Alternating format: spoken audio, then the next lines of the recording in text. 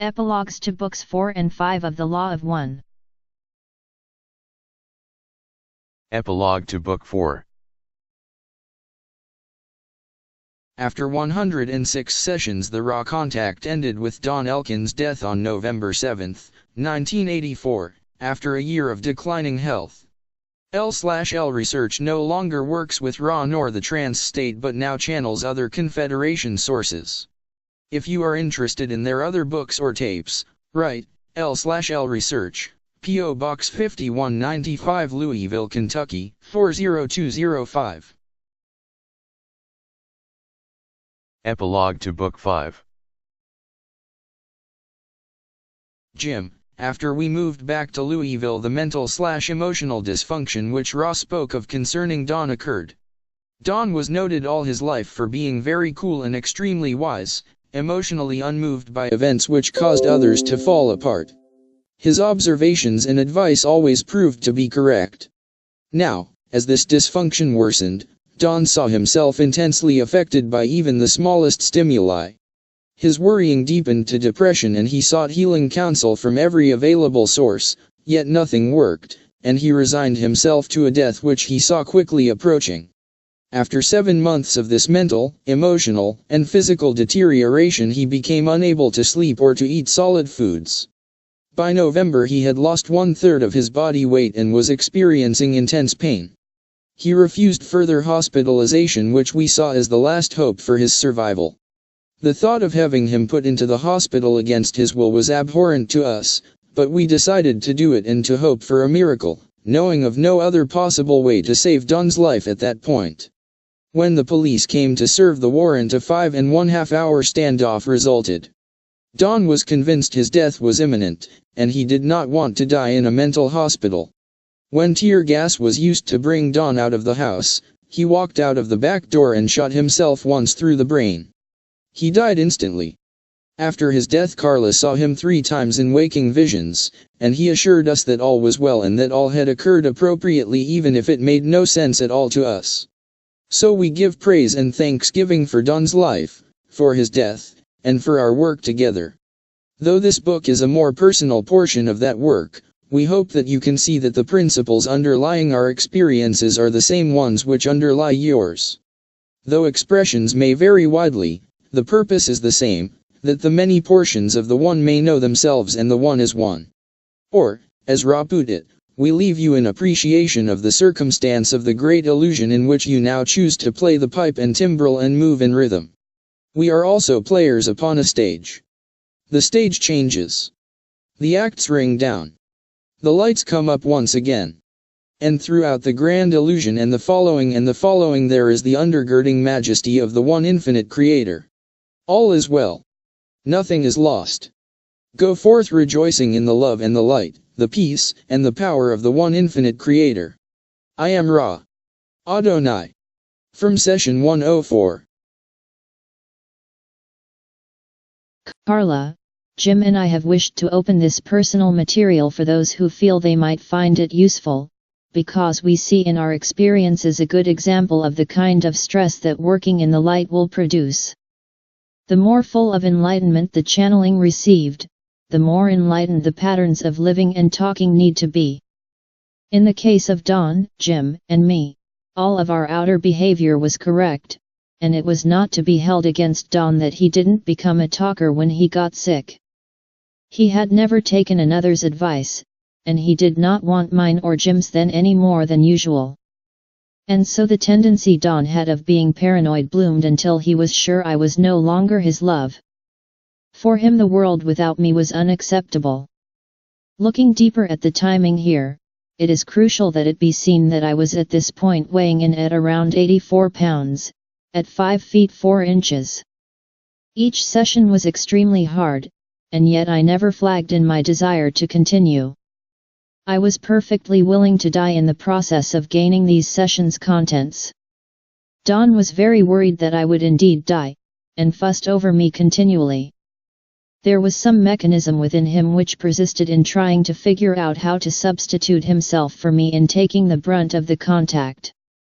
He spoke about it from time to time, and I always discouraged that line of thinking. But he did just that, in the end.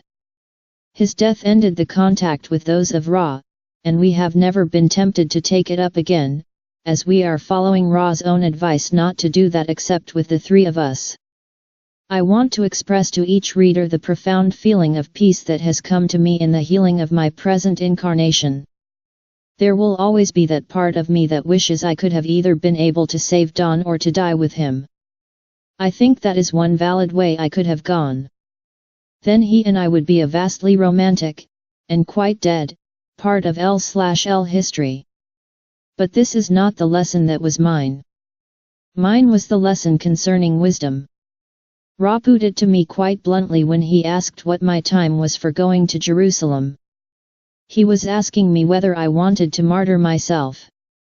This was in the context of questions Don asked concerning the possibility of more frequent sessions.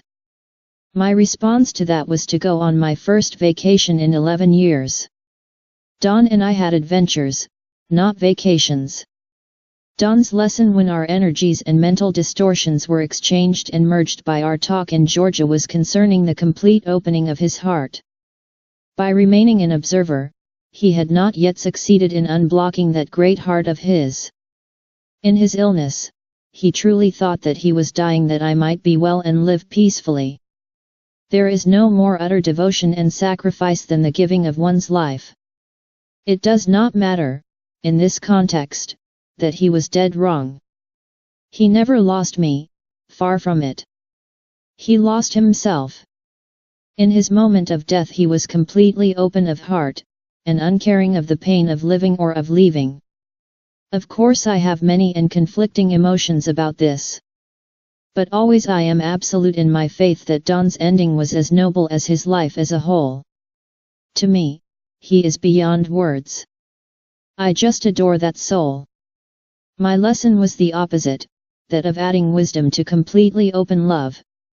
My heart chakra is usually quite unblocked, but my sense of limits has long been shaky. The mind meld we shared at that time left me with a choice of dying for Don's sake or living for his work, for L/L research, and all we had done and been together. I did exactly what I had to do to stay in this world. It was touch and go for me for a long time. Long after Don's death I was working the energy of death through my own mind, body, and spirit.